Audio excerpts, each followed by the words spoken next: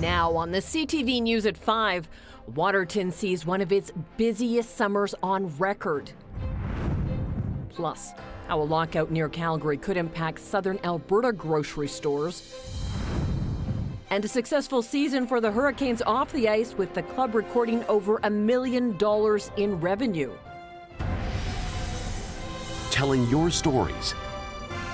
CTV News Lethbridge with Jackie Scantlebury. Good afternoon. Thank you for joining us. As the summer season begins to wind down in Waterton Lakes National Park, officials are reflecting on one of the busiest years on record. The federal government's Canada Strong Pass attracted thousands to the national park, both nationally and internationally. Carson Marsouk reports. It was one of the busiest summers on record for visitation at Waterton Lakes National Park. Early indications are that visitation is up 11% compared to last year. And last year marked the second busiest year for Waterton Lakes, with more than 540,000 visitors passing through the gates.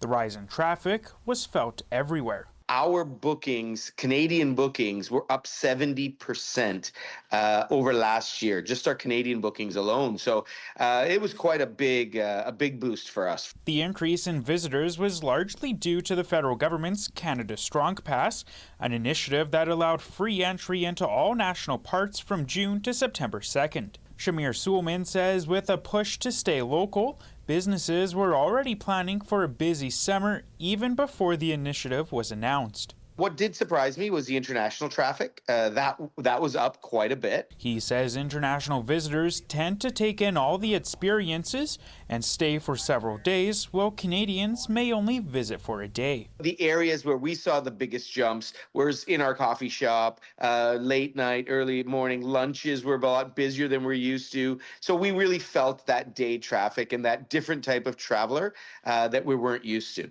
The increase in people didn't come without challenges. During the Heritage Day long weekend, Parks Canada had to close the gates after capacity was reached. Staff say efforts to raise awareness of trip planning, promoting shorter season and less sensitive areas of the park, and managing crowd sizes were ongoing. We're in the midst of a visitor use management exercise where we look at a variety of factors, including visitation, the tools and tactics that we use to manage them. And after a season like this, you're absolutely right. We are spending the winter, finishing up that exercise and looking at areas for improvement. Carson Marsouk, CTV News, Lethbridge. Parks Canada expects to release final visitation numbers later this year. Waterton Lakes and several businesses will continue to operate throughout the fall and winter. Now, if you are planning to visit Waterton in the coming days, do be aware Parks Canada has issued a cougar warning for Waterton Lakes town site after a cougar killed wildlife in the area. The cougar warning was issued Friday and will be in place until further notice. Parks Canada cautions visitors to keep children close, travel in groups, carry bear spray, and remain alert at all times. 3 people are in LPS custody tonight following a high-risk search warrant at a home on Laval Road West early this afternoon. No word on the nature of the search at this time. 2 teens are facing charges after allegedly threatening people with weapons at a Lethbridge movie theater. Saturday night, police responded to reports of weapons threats at Park Place Mall's Galaxy Cinemas. It was reported a teenage boy and girl allegedly chased a group of girls with a gun in the movie theater lobby. The theater was placed on lockdown. Suspects located along with a BB gun and a can of bear spray. A 16-year-old boy and 15-year-old girl face a number of charges. Their names cannot be released under the Youth Justice Act. Police are warning of another attempted grandparent scam in Lethbridge, but fortunately it was stopped in time. LPS says an elderly woman received a phone call from a scammer claiming to be her son, who needed immediately help and had broken his nose, which was why his voice sounded different. The scammer told the woman to withdraw $8,500 in cash and someone would come pick it up. Now, a family member intervened before that could happen. LPS urged people getting calls like this to hang up. Do not provide any personal information or money and then call police. Brooks RCMP are asking for the public's help to find a missing woman. Mounties say 35-year-old Kesha Perry was last heard from September the 12th. She has black hair, brown eyes, and is about 5'9". Anyone with with information on her whereabouts is asked to call Brooks RCMP or Crime Stoppers.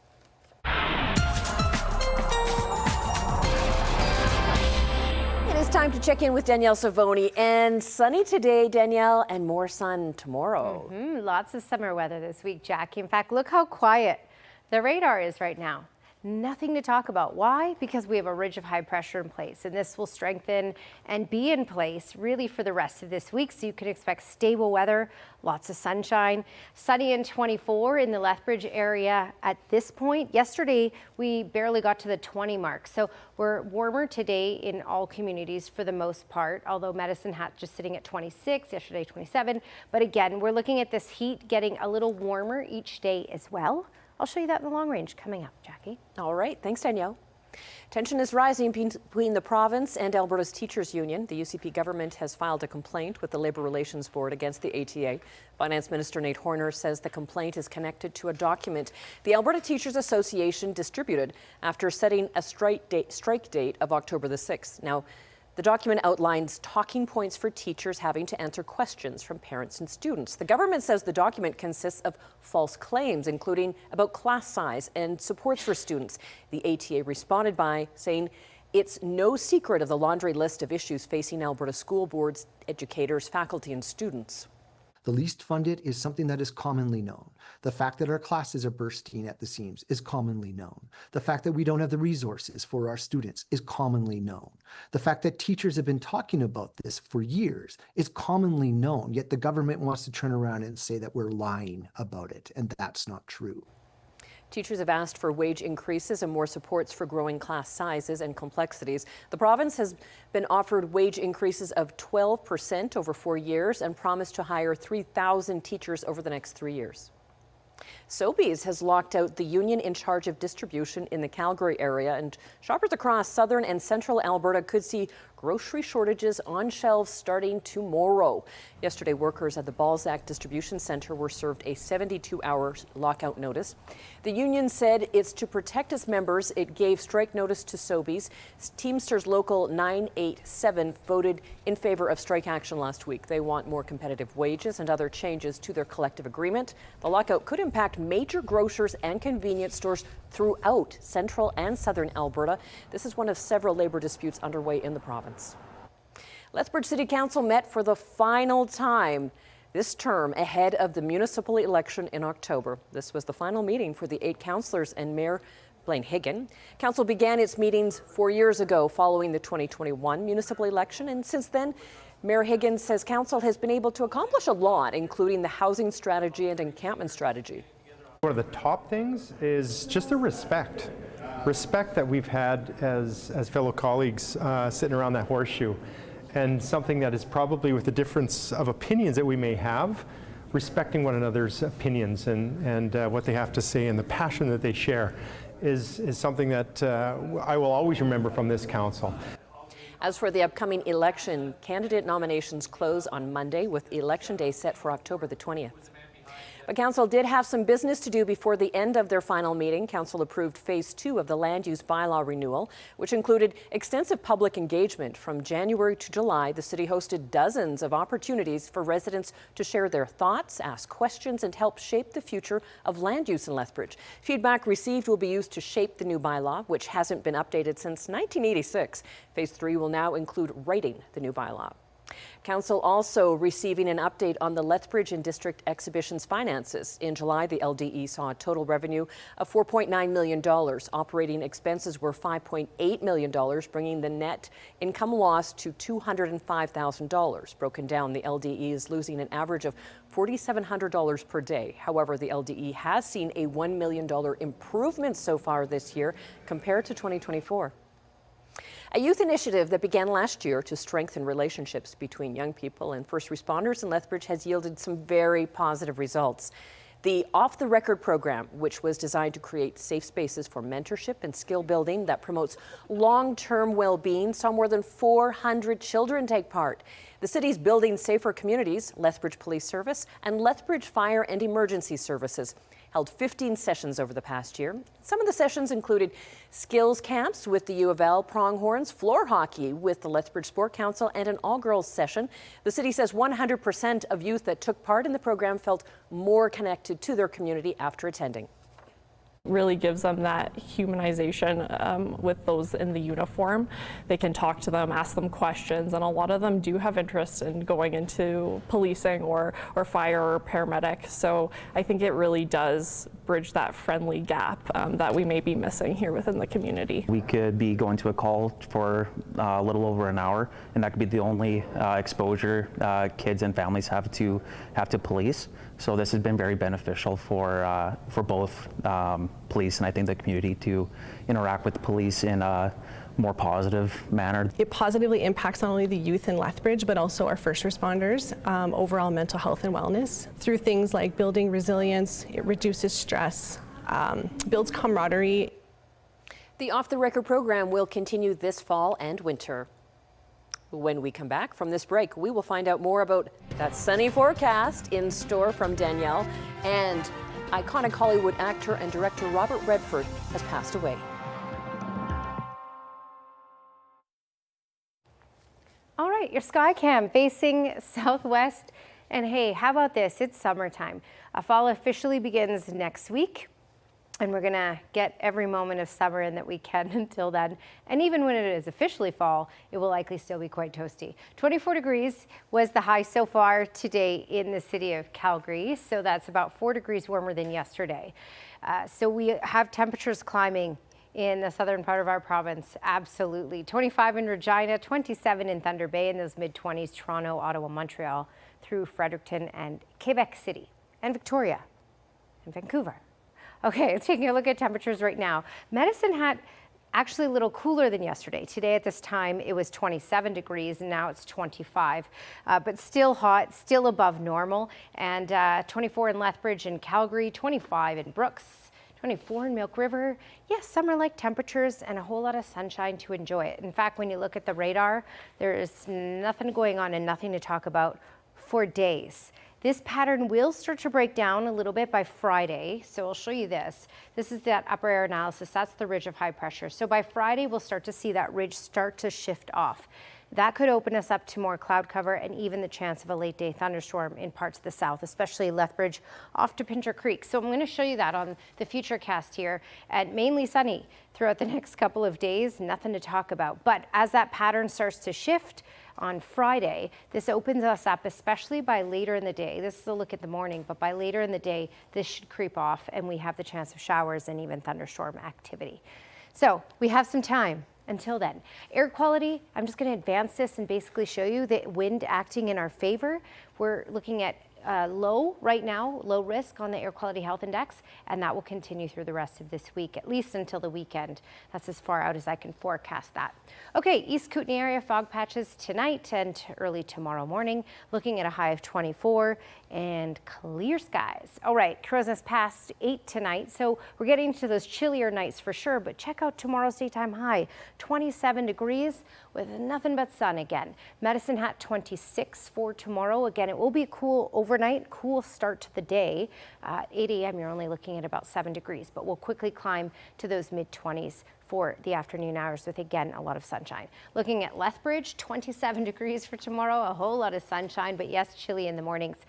Thursday, 26. Friday, we start to see that pattern start to shift. So Friday and even Saturday, we have the potential of that late day thunderstorm development, but temperatures will climb once again as we head into the weekend. As you can see, high 20s for Saturday, and then by Sunday, we're looking at those mid-20s with a whole lot of sunshine.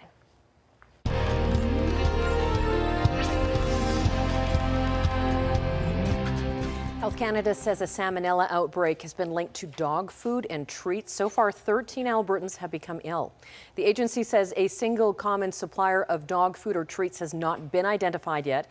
But so far, 27 people in Canada have confirmed cases of salmonella. 6 have been hospitalized. Many reported handling kibble or dehydrated and freeze-dried dog treats prior to getting sick. Health Canada is reminding people to always wash your hands thoroughly after handling dog food or petting your dog, although your dog may not show any signs of illness, they can still be infected and pass it on to you. The province is declaring September 24th Concussion Awareness Day. The Injury Prevention Centre says 41 Albertans sustain a concussion every day. It's most common for people between 10 and 24 years old. The centre says falls are the leading cause of concussions, followed by sports-related injuries, and it can happen to anyone, regardless of age or skill level. Football Alberta says it's made some changes to help prevent concussions. Concussions is an invisible injury. It's something that we're not 100% sure it's there, so we have to be erring on the side of incredible caution. So the more we bring it up, the more we focus on it, the better we're going to be in terms of being able to identify, treat, and reduce the incidents. The province has spent $75,000 on education resources to promote concussion awareness the last 3 years. Famed Hollywood actor, director, and environmentalist Robert Redford has died at the age of 89. How much do you need to know? You trust him? Yeah. Redford was best known as a go-to leading man of the late 1960s and 70s. He starred in classics like Butch Cassidy and the Sundance Kid and All the President's Men. Redford is credited with invigorating American independent cinema as one of the founders of Sundance Film Festival. He died this morning at his home in the Utah mountains, surrounded by loved ones. And beloved Canadian author Robert Munsch has chosen to have a medically assisted death. A New York Times profile published this week revealed Munsch applied for MAID shortly after being diagnosed with dementia in 2021. A date has not been set. Munsch said his decision came after watching one of his brothers die slowly from Lou Gehrig's disease. Munsch has written more than 70 children's books and sold millions of copies across North America. Still ahead on the CTV News at 5, we talk Hurricanes leadership and profits next.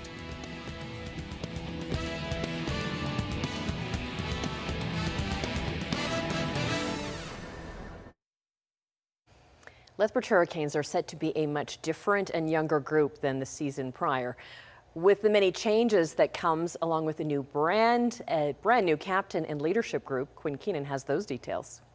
After 4 seasons with the Hurricanes, Logan Wormold will wear the C in his final junior hockey season. Wormold is the 33rd captain in team history. He's honored and knows he'll have his work cut out for him leading a young team. Obviously super honored. Obviously plenty of guys left from last year, and someone kind of had to take over Chatty's role, and I guess the coaches thought that would be me. The Omaha commit has been able to learn lots from previous captains.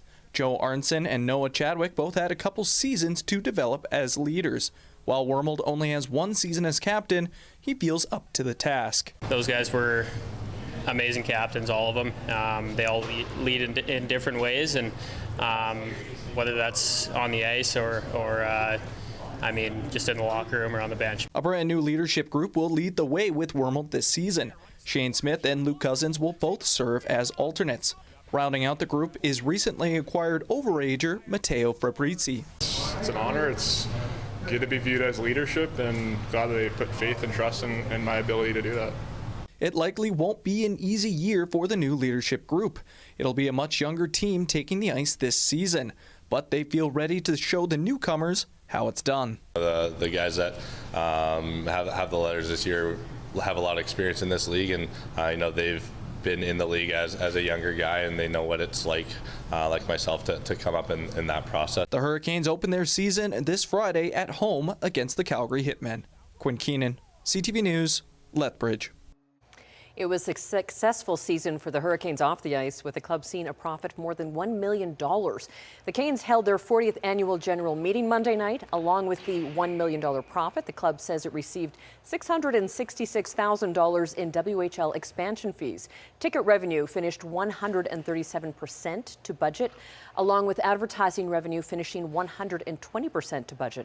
The Canes say average attendance during the 2024-25 season climbed to more than 3,700 per game. The organization has also seen a 10% increase in season ticket renewals for the upcoming season.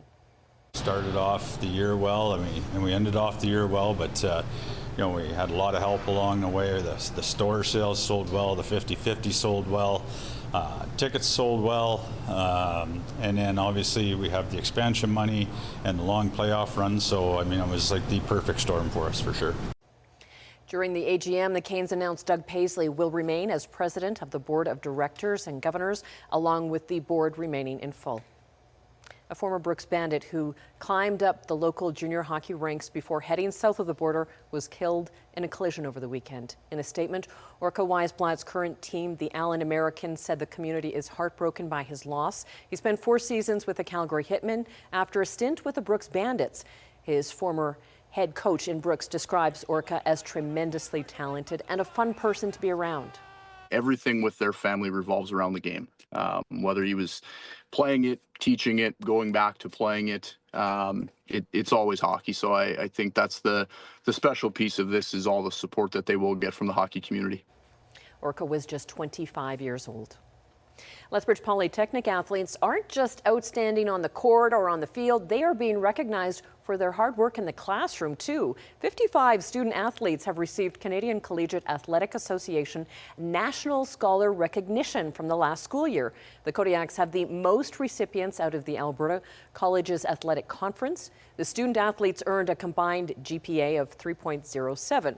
The cross-country team alone had 13 recipients of the national honor, and the women's cross-country team had the highest marks with a GPA of 3.43. Puma is launching a new pair of futuristic running shoes. I like my shoes aggressive, just as I like my running. And I think also in the development, we've gone aggressively to work. Norwegian hurdler Karsten Wollholm helped develop these unique shoes. Puma is working to improve their shoe tech before the 2028 Olympics in LA. They're using the ongoing World Athletic Championships as a launching pad for their new kicks as well. And fans of the Montreal Expos were promised big news by a social media account linked to the former team, and it turned out to be a new documentary coming to Netflix.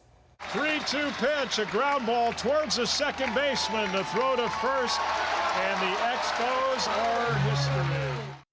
The Expos called Montreal home for 35 years.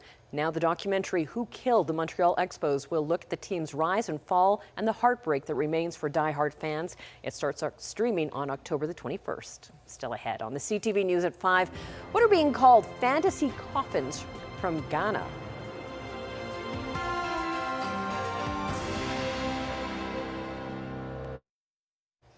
When picking your eternal resting place, you might as well be specific. That's what these woodworkers in Ghana provide. They create fantasy coffins.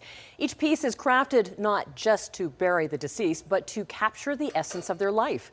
They're also meant to bring a little comfort and color and flair to something obviously rather solemn. Designs include different kinds of animals, airplanes, hot peppers, even a bottle of beer. Thank you for sharing this time with us. Now here's the early edition of the CTV National News.